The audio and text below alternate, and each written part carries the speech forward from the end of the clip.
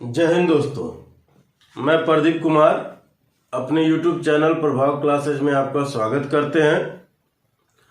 कल हम लोग पढ़े थे व्युत्क्रमों पर आधारित प्रश्न।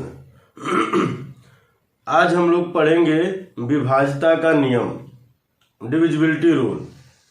ये बहुत ही इम्पोर्टेंट टॉपिक है, इससे सवाल सबसे ज़्यादा पूछे जाते हैं और बहुत ही मज़ेदार टॉपिक है। ठीक है, चलिए आइए हम लोग शुरू करते हैं। देखिए, विभाज्यता का नियम इसलिए जरूरी है क्योंकि ये हमको कैलकुलेशन में भी मदद करता है। ठीक है, तो पहली संख्या आती है 2 से विभाज्य संख्या, यानी 2 से विभाज्यता का नियम क्या है? 2 से विभाज्यता का नियम। ठीक है, क्या है, इस बात पे थोड़ी चर्चा हो जाए। देखिए, 2 से विभाज्यता का नियम का मतलब ये हुआ कि कोई भी संख्या हो उसका अंतिम एक अंक यानी इकाई का अंक अगर 2 से कट जाएगा, इकाई का अंक अगर 2 से कट जाएगा तो वो 2 से विभाज्य होगी। अगर 2 से नहीं कटेगा तो वो 2 से विभाज्य नहीं होगी। बात हमारी समझ में आ रही है? जैसे मान लीजिए हम कह दिए 546, यानी इसका मतलब इकाई का अंक ये है, यानी 6 2 से कटने चाहिए, तो ये कट गया ना 3 बार में, तो यानी इसका मतलब ये 546 क्या होगा? 2 से कटेगा। ठीक है, किताबी परिभाषा क्या होता है कि इकाई के स्थान पर 0 हो, 2 हो, 4 हो, 6 हो, 8 हो। आप ये सब मत रटिए, बस आप एक बात रटिए कि लास्ट का अंक 2 से कटना चाहिए। अगर 2 का लास्ट वाली अंक 2 से कट रही है तो पूरी की पूरी संख्या 2 से विभाज्य होगी, नहीं कट रही है तो वो विभाज्य नहीं होगी। यानी अगर हम रूल कहें तो हम क्या कहेंगे? हम कहेंगे संख्या का अंतिम अंक, ठीक है, 2 से कटने चाहिए। बात आई समझ में?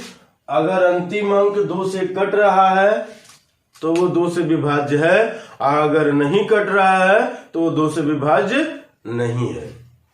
चलिए, अब इसके बाद हम लोग 3 नहीं देखेंगे, सीधा 4 देखते हैं।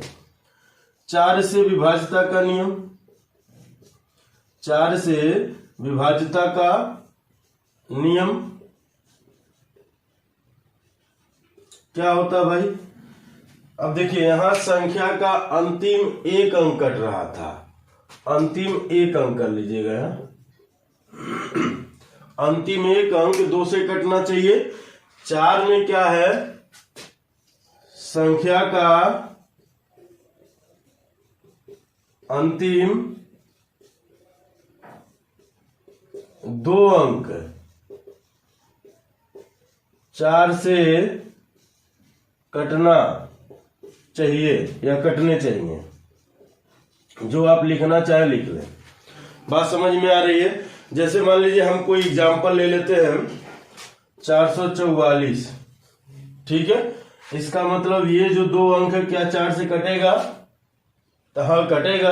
यानी ये जब कटेगा तो पूरी की पूरी संख्या 4 से कटेगी। जैसे हमने कह दिया 27 28, क्या ये 28 4 से कटेगी? तो आप कहेंगे हाँ, 2728 में लास्ट के 2 अंक जो हैं वो 4 से कट रहे हैं, इसलिए ये पूरी की पूरी संख्या जो है 4 से कटेगी। इसी तरह से 8 का नियम है, तो आप लिख लीजिए 8 से विभाज्यता का नियम। ये चीज आगे लिख लीजिएगा, 8 से विभाज्यता का नियम क्या है भाई? आप लिखिएगा, यही सेम चीज लिखाएगा, बशर्ते यहाँ 2 की जगह 3 हो जाएगा। लिखेंगे संख्या का अंतिम 3 अंक यदि 8 से कटेगा तो वह संख्या 8 से विभाज्य होगी। क्या लिखेंगे? संख्या का अंतिम 3 अंक यदि 8 से कटेगा तो वह संख्या 8 से विभाज्य होगी। बात आई समझ में? जैसे एग्जाम्पल हम लोग समझ लेते हैं 3432। ठीक है, अगर ये संख्या लिखी गई तो ये देखिए लास्ट के 3 अंक क्या 8 से कटेंगे, तब 432 में भाग दीजिए 8 से, तो 8 बचे 40, 3 बचा, 3 से ये हो जाएगा 32, 8 चौके 32 कट गया, यानी पूरी की पूरी संख्या 8 से कटेगी। बात समझ में आ रही है? ठीक है, चलिए आगे हम लोग बढ़ते हैं। अगला है 3 से विभाज्यता का नियम। इसी तरह से 16 का कहेगा तो जहां 3 अंक था अब वहां 4 अंक हो जाएंगे। 16 से विभाज्यता का नियम यह हो जाएगा कि संख्या का अंतिम 4 अंक 16 से कटने चाहिए। 32 से क्या आ जाएगा, अंतिम 5 अंक कटने चाहिए। ठीक है, यही उसके बस जैसे जैसे संख्या दुगुनी होती जाएगी एक एक संख्या आगे बढ़ती जाएगी। ठीक है, यानी अगला रूल जो है, ठीक है, वो 3 का है, यानी 3 से विभाज्यता का नियम क्या है? 3 से विभाज्यता का नियम, 3 का नियम है कि संख्याओं के अंकों का योग, संख्याओं के अंकों का योग यदि 3 से कटेगा तो वह संख्या 3 से विभाज्य होगी। चलिए मैं लिख देता हूं, यदि संख्याओं के अंकों का योग यदि 3 से कटेगा तो वह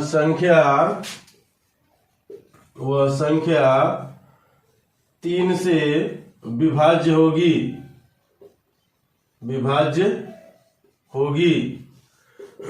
बात समझ में आ रही है? चलिए, अगर नहीं समझ में आ रही तो हम लोग थोड़ा सा एग्जांपल लेते हैं। जैसे मान लीजिए हमने ले लिया 81।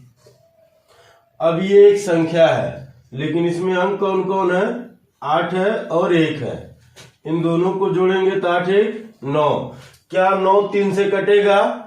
तो आप कहेंगे हाँ कटेगा, यानी अगर 9 3 से कटेगा तो 81 भी 3 से कटेगी। हमने ले लिया 378। ठीक है, 378। अब ये 378 संख्या है लेकिन अंक 3 + 7 + 8 है। अब ऐसे जब जोड़ते हैं अगर कहीं 3 दिख जाए, 6 दिख जाए, 9 दिख जाए तो वो मान लीजिए तुरंत कट जाएंगे, उनको हटा दीजिए, उनको जोड़ना ही नहीं है। ठीक है, अब 8 7 15। क्या 15 3 से कटेगा? तो हाँ कटेगा, क्योंकि 3 के टेबल में आता है, यानी इसका मतलब 378 भी कटेगी। बात आई समझ में? चलिए अगला रूल है 9 का। सब कुछ सेम रहेगा, बस फर्क क्या होगा, आइए देखते हैं फर्क क्या होगा। यहां पर 9 लिख देते हैं, 9 से विभाज्यता का नियम, और यहां पर भी 9 लिख देते हैं। यानी यदि संख्या के अंकों का योग 9 से कटे, यदि 9 से कटे तो वह संख्या 9 से विभाज्य होगी। 3 से कटेगा तो 3 से विभाज्य होगी, 9 से कटेगा तो 9 से विभाज्य होगी। बात समझ में आ रही है? ठीक है, जैसे मान लीजिए हमने ले लिया ये एक संख्या ले लिया। ठीक है, अब इसको देखिए हम लोग क्या करेंगे, लिखेंगे। ये तो संख्या है, अंक क्या है 1 + 8 + 1 + 8 + 9। ठीक है, अब इनका योग अब जोड़ेंगे तो हम सबको नहीं ऐसे जोड़ेंगे, जहां 9 बने वहीं काट दीजिए, उसमें जहां 3 बन रहा था वहां काट दे रहे थे।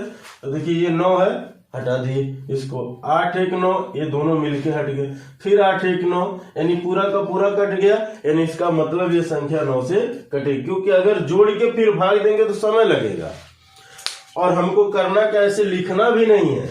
हमें संख्या जब ऐसे दिखी तो हम तुरंत इनको कह देंगे ये 9 हट गया, 8 1 9 8 1 9, यानी ये पूरा का पूरा कट रहा है, यानी पूरी की पूरी संख्या कटेगी। जैसे मान लीजिए हमने 72 लिख दिया, तब 72 को ऐसे 7 प्लस 2 नहीं लिखेंगे, डायरेक्ट 7 2 9, यानी 9 आ रहा है, यानी कट जाएगी, हट गया। बात आ रही समझ में? ऐसे कोई भी संख्या हो, चाहे कितनी भी बड़ी संख्या, अभी जब हम लोग सवाल करेंगे तब वहां इनका भरपूर यूज होगा। ठीक है, तो हम लोग पढ़ लिए क्या 2 पढ़ लिए, 3 पढ़ लिए, 4 पढ़ लिए। ठीक है, अब हम लोग 5 वाला पढ़ते हैं। 5 वाला पढ़ते हैं, क्योंकि 8 भी पढ़ लिया गया, 9 भी पढ़ लिया, तो 5 और 6 बीच में छूटा है, इसको भी पढ़ लेते हैं। 5 से विभाज्यता का नियम, यदि हम कहेंगे संख्या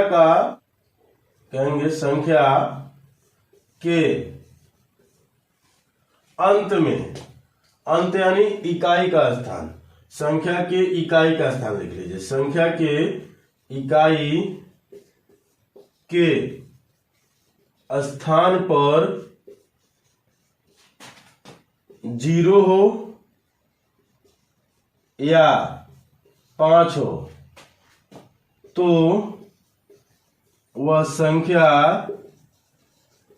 5 से कटेगी, वह संख्या 5 से कटेगी। बात समझ में आ रही है? यानी यदि इकाई के स्थान पर 0 होगा और 5 होगा तभी वह संख्या 5 से कटेगी। इनके अलावा कोई भी संख्या हो वो 5 से कटेगी ही नहीं। बात आई समझ में? यानी क्या होनी चाहिए, या तो 0 हो या तो 5 हो। अगर 0 होगा 5 होगा तभी वो संख्या 5 से कटेगी, नहीं तो नहीं कटेगी। बात आई समझ में? ठीक है, चलिए आगे देखते हैं हम लोग 6 का रूल। ठीक है, 6 का रूल देखा जाए।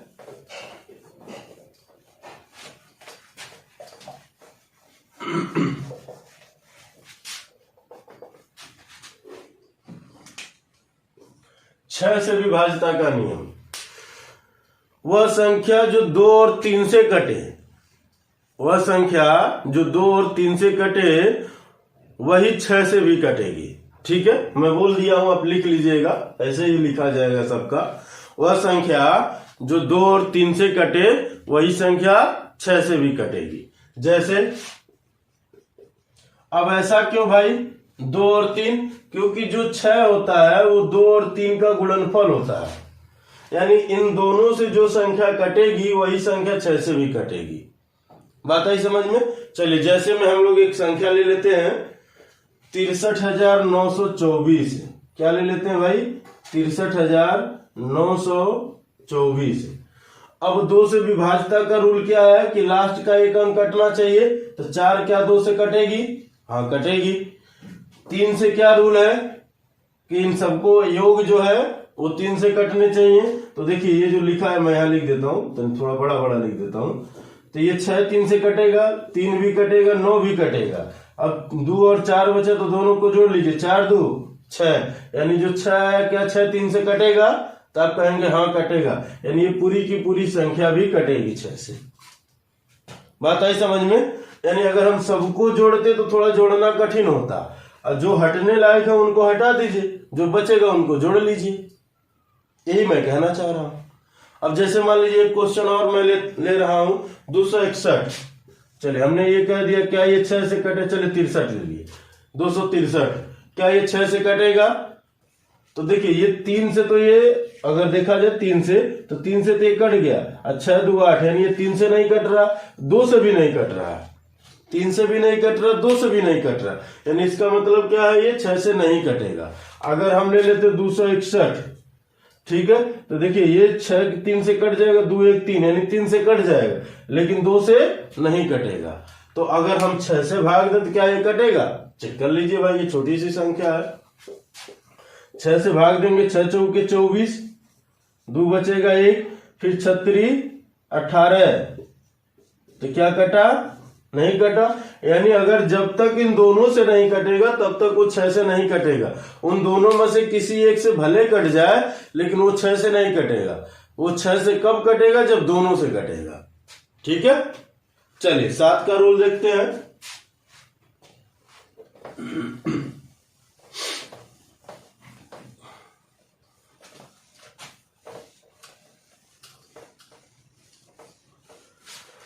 7 के रूल में थोड़ा सा पहले हम लोग समझ लेते हैं, फिर आगे देखते हैं, ठीक है। क्योंकि 7 का रूल बहुत इंपॉर्टेंट नहीं है, इसलिए नहीं है कि छोटे संख्या में तो बड़े आराम से लग जाता है, लेकिन जब बड़ी संख्या आती है तो उसमें वही भाग देने के बराबर ही हो जाता है, ठीक है। जैसे मान लीजिए हमने लिखा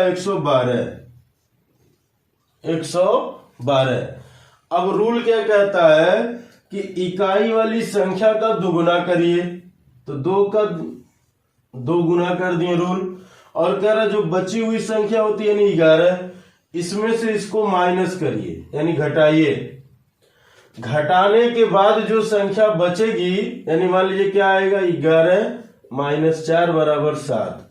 अब ये संख्या जो आती है अगर ये 7 से कटेगी, ठीक है, तब तो 7 से विभाज्य होगा, अगर नहीं कटेगी तो 7 से विभाज्य नहीं होगा, ठीक है। तो ये मान लीजिए तो एक छोटी सी संख्या 3 अंक का है, तो इसमें बड़ी आसानी से लग गया, लेकिन जब 10 अंक और 12 अंक का संख्या देगा तब वहां ये रूल 9 के बराबर हो जाता है। बात है समझ में? क्योंकि मान लीजिए अगर यही हम कह देते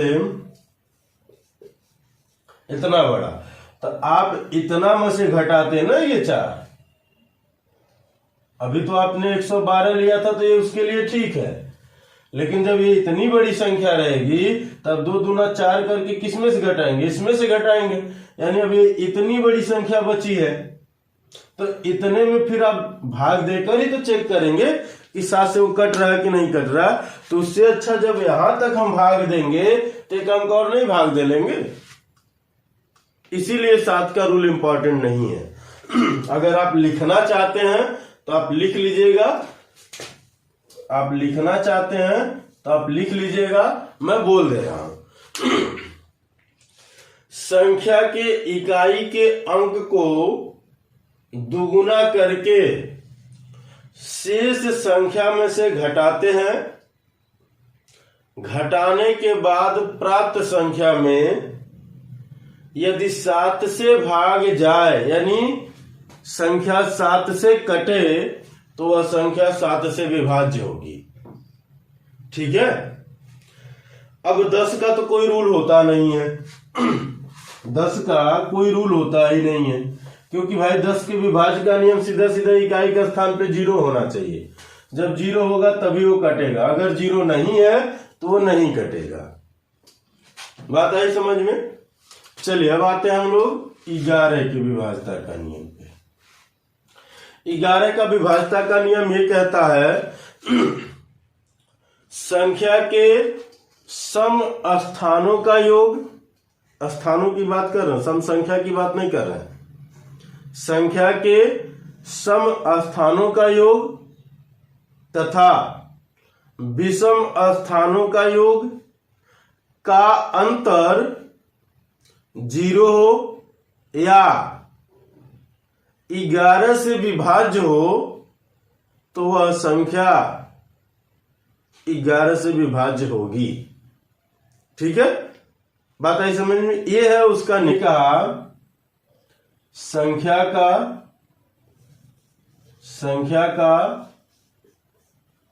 सम स्थानों का योग, सम स्थानों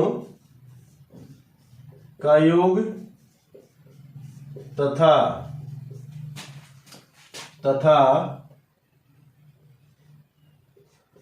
विषम स्थानों का योग का अंतर 0 हो या 11 से विभाज्य हो, 11 से विभाज्य हो तो वह संख्या 11 से विभाज्य होगी, 11 से विभाज्य होगी, ठीक है। यानी इसके कहने का मतलब यह है थोड़ा सा अभी आप लोगों को ज्यादा समझ में नहीं आएगा, चलिए एग्जाम्पल लेते हैं, फिर उससे हम लोग समझते हैं। जैसे मान लीजिए हमने ले लिया 32, 45, ये हमने एक छोटी सी संख्या लिया। अब सम स्थान और विषम स्थान के बारे में थोड़ा सा समझिएगा, ठीक है। थोड़ा मैं बड़ा यहाँ लिखता हूं, 32, 45। जो पहला स्थान होता है वो कैसा होता है? विषम होता है। चाहे संख्या जो भी हो, संख्या से हमें कोई मतलब, स्थान से मतलब। पहला स्थान विषम होगा, तीसरा स्थान विषम होगा, ठीक है, फिर पांचवा होगा। यानी इसके हमारे कहने का मतलब यह है कि जब हम योग करेंगे तो सम स्थानों के लिए दूसरे अंक से शुरू करेंगे, पहला छोड़ देंगे, फिर उसके बाद यहां आएंगे, एक एक अंक छोड़ के जोड़ेंगे। अब देखिए अगर हम इसको जोड़ते हैं तो 5 उठाएंगे तो 5 पे के बाद सीधा 2 पे आएंगे, यानी एक अंक छूट गया, तो 5 2 7। फिर अब यहां से उठाएंगे तो इसको जोड़ेंगे, 4 3 7। अब अगर 7 में से 7 घटेगा तो क्या आएगा? 0। यानी घटाने पर 0 आया तो इसका मतलब है कि ये संख्या 11 से कट जाएगी। बात आई समझ में? इसका मतलब यह है कि ये संख्या 11 से कट जाएगी। चलिए अगर नहीं विश्वास है तो आइए देख लेते हैं हम लोग। 11 से भाग दिए, 11 दूना 22, क्योंकि 3 बार जा नहीं सकता है, तो ये 0 और ये 1, यहां आ जाएगा 4। फिर 11 9 99, ये आ जाएगा 5, क्योंकि एक दहाई देगा 14, तो 9 5 14, ये कट जाएगा, 9 में से 9 जाएगा 0, यानी फिर 5 उतर जाएगा, तो 11 5 55 कट गया। एक एग्जाम्पल और ले लेते हैं, एक एग्जाम्पल और ले लेते हैं।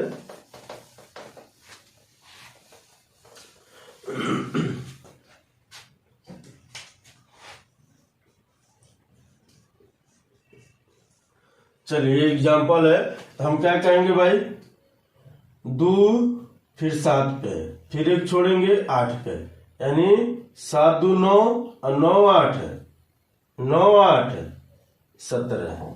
फिर 1 3 3 1 4 और 4 2 6। इसमें से घटाइए तो कितना आएगा? 11। क्या 11 से कटेगा? तो आप कहेंगे हाँ कटेगा। यानी इसका मतलब जब ये कटेगा तो हम क्या कह देंगे? यह संख्या 11 से विभाज्य है। यानी 28 37 12 ये जो संख्या है वो क्या है? 11 से विभाज्य है। बात आई समझ में? ठीक है, चलिए आइए अब हम लोग इसके कुछ विशेष रूल जानते हैं, कुछ विशेष रूल जानते हैं इसमें। चलिए नोट नंबर 1 देखें।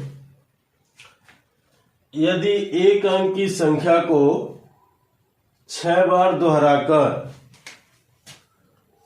6 अंक की संख्या बनाई जाए, संख्या बनाई जाए तो वह 3 7 11 13 37 और 1001 से विभाज्य होती है, से विभाज्य होती है।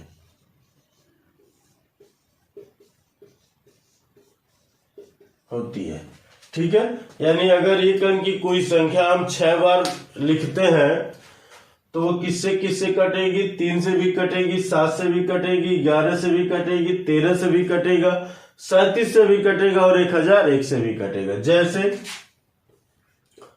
जैसे में मान लीजिए हमने कह दिया 4 4 4 4 4 और 4।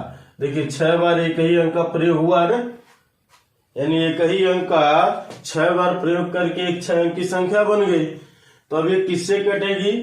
तो ये 3 से भी कटेगी। देखिए 3 से क्या रूल बताएं? जोड़ ले, 4 4 8 8 4 12। क्या 12 3 से कटेगा? 8 4 12, यानी ये 3 से कटेगी। 7 से तो भाग देनी है। तो 7 छक 42, 2 बचेगा, 2 का मतलब हो जाएगा 24, तो 7 तरीके 21, 3 बचेगा। देखिए यहाँ लिख देता हूं, मैं आपको भाग दे के पूरा दिखाता हूं, ठीक है। 7 से जब आप भाग देंगे तो 7 छक 42, 2 आएगा, 7 तरीके 21, 3 आएगा, यानी ये 4, ये यहाँ आ गया और ये यहाँ आ गया, ठीक है। कंफ्यूजन ना रहे आपको, इसीलिए एरो बना के बकायदे दिखा रहा हूं, ठीक है। अब 7 चौके 28, तो ये आएगा 6, अब ये 4 यहाँ आएगा, ठीक है। 7 9 63, 1 बचेगा, अब ये 7 यहाँ, 4 यहाँ आएगा, फिर 7 दूना 14, तो कट गया ना। इसी तरह से हमारे बस कहने का मतलब यह है, कभी कभी सवाल में डायरेक्ट कह देता है कि एक संख्या है जिसको, एक अंक की एक संख्या है जिसको 6 बार प्रयोग करके 6 अंकों की संख्या बनाई गई है, तो किससे विभाज्य होगा। तो अगर ऑप्शन में इनमें से कोई भी है तो आप उसी को लगाएंगे। हमारे बस कहने का मतलब इतना सा है, ठीक है। चलिए आइए दूसरा रूल हम लोग देखते हैं। दूसरा रूल है, यदि 2 अंकों की संख्या का प्रयोग करके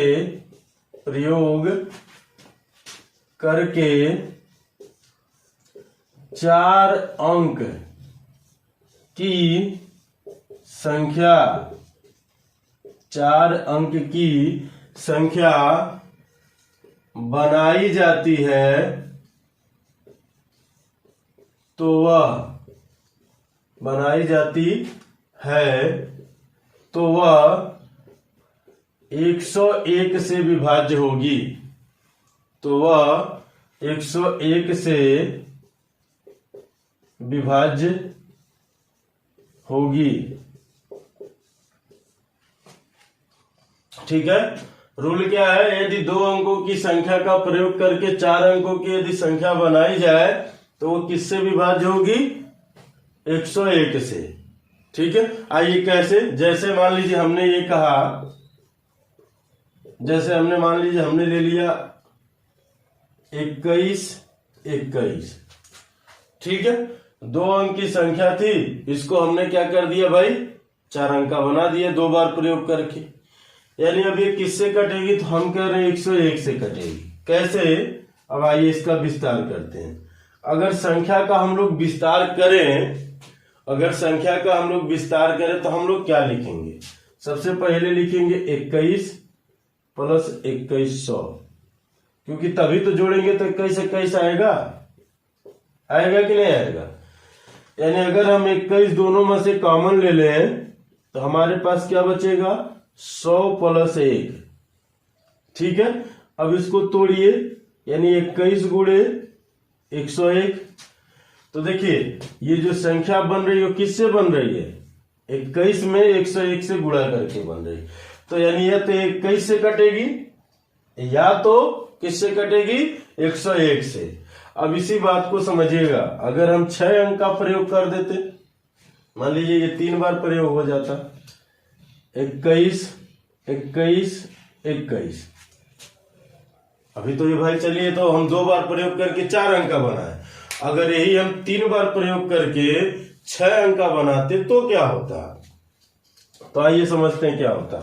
अब क्या लिखते हैं, विस्तार करते, तो संख्याओं का विस्तार, 21 प्लस 2100, फिर प्लस 21 आगे 4 जीरो, ये लिखा जाता, ठीक है।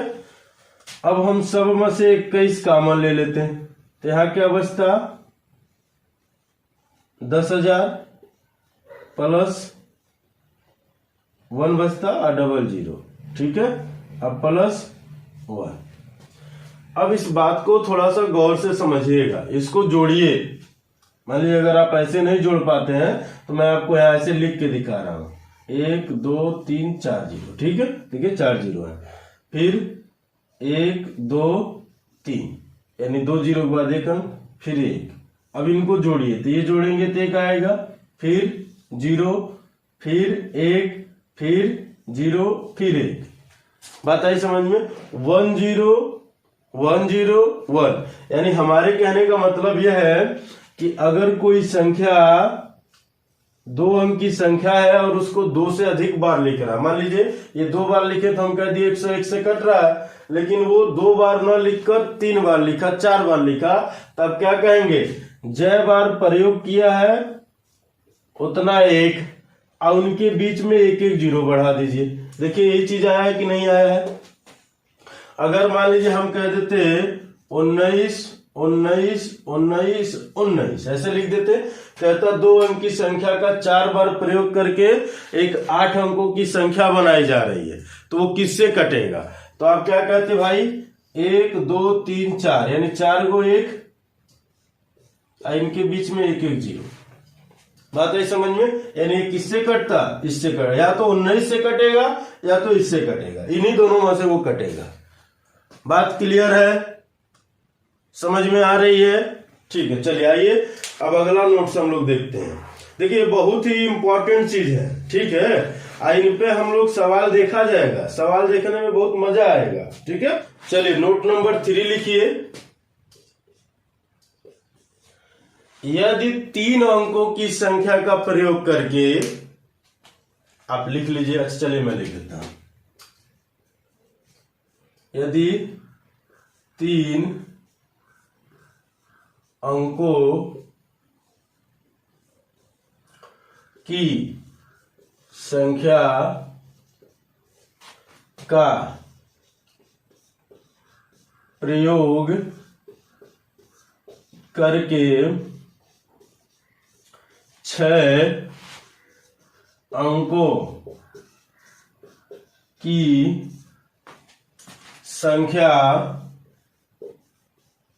संख्या बनाई जाती है तो वह, देखिए 3 अंकों की संख्या का प्रयोग करके यदि 6 अंकों की संख्या बनाई जाती है तो किससे किससे कटेगा? वह 7 से, 11 से, 13 से और 1001 से विभाज्य होगा। क्या होगा? विभाज्य होगा। एक बात और समझिए, जो संख्याएं 7, 11, 13 से कटेंगी, ठीक है, वह संख्या 1001 से कटेगी। कैसे, इस बात को समझते हैं। आइए थोड़ा सा हम लोग समझते हैं। अभी मैं इस पे बता रहा हूं, पहले थोड़ा सा इसको आपको समझा देता हूं कंसेप्ट। जैसे हम मान लीजिए 7 गुणे 11 गुणे 13 किए, इन तीनों का गुणा करेंगे तो 1001 ही आएगा। कैसे? देखिए इनका अगर आपस में गुणा करेंगे तो 13 का नाम 13 को 3, फिर 13 का नाम 13 1 14 आएगा ना। फिर 7 से गुणा करिए, 7 तरीके 21 को 1 हासिल 2, फिर 7 चौके 28 2 30 हासिल 3, 7 का नाम 7 3 10। देखिए आ रहा है कि नहीं आ रहा? आ रहा है ना। तो किससे कट रहा हो? यानी इन तीनों के गुणनफल से जो संख्या कटेगी, यानी इन तीनों से जो कटेगी वह संख्या किससे कटेगी? 1001 से कटेगी। अब ये रूल हम क्या कहना चाहें? हम ये कहना चाहे हैं कि कोई 3 अंक की संख्या है और उसको हम प्रयोग करके 6 अंक की संख्या बना दी। एक बार प्रयोग कर लीजिए, 2 बार प्रयोग कर लीजिए, ठीक है। एक बार प्रयोग करेंगे तो 3 ही है। यदि 3 अंकों की संख्या का 2 बार प्रयोग करके, यहां कर लीजिएगा 2 बार प्रयोग करके, ठीक है, 6 अंकों की संख्या बना दी। जैसे हमने मान लीजिए 232 लिखा, अब इसका हम प्रयोग कर रहे हैं 232 फिर 232। एसएससी में तो बहुत पूछा जाता है, अब की रेलवे में भी पूछा गया, यूपी टेट सी टेट तो भरा पड़ा रहता है। अब 2 अंक की संख्या है, ठीक है, इसको 6 अंक की संख्या बनाई गई, तो इसका पहले संख्या विस्तार करें तो हम क्या लिखेंगे? 232 प्लस आगे क्या अंक है?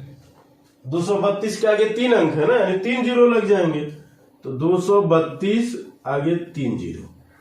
अब इनको क्या करिए भाई, कॉमन ले लीजिए, 232 को अगर हम लोग कॉमन लेंगे तो क्या आएगा 1000 अब प्लस यहाँ 1, इन दोनों को जोड़िए तो आपको क्या मिलेगा 232 गुणे 1001 मिलेगा। यानी ये जो संख्या बन रही है 6 अंकों की, ये क्या होगी, या ये इस तरह की संख्या कैसे कैसे कटती है।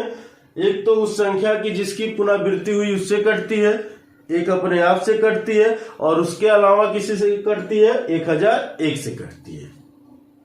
यहां तक बात क्लियर है? ठीक है, चलिए आगे हम लोग इस पे सवाल पढ़ेंगे।